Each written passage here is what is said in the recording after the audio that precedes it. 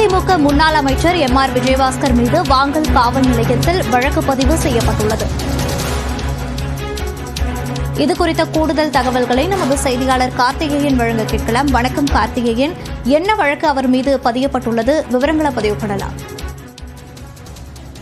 கரூர் வாங்கல் காவல் நிலையத்தில் முன்னாள் அமைச்சர் எம்.ஆர். விஜயபாஸ்கர் மீது கொலை மிரட்டல், போலி ஆவணங்கள் கொடுத்து மோசடி செய்தல் உள்ளிட்ட 6 சட்டப்பிரிவின் கீழ் வழக்கு பதிவு செய்யப்பட்டுள்ளது.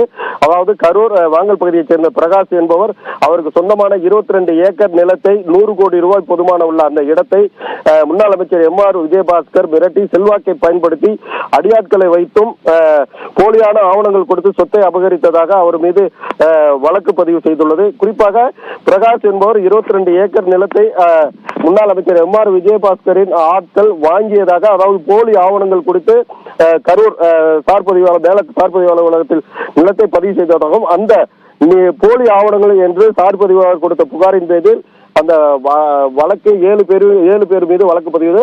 அந்த வழக்கில் இவரையும் சேர்த்துக் கொள்வார்கள் என்று கூறி முன்ஜாமீன் கோரினார். அந்த முன்ஜாமீன் 2 முறை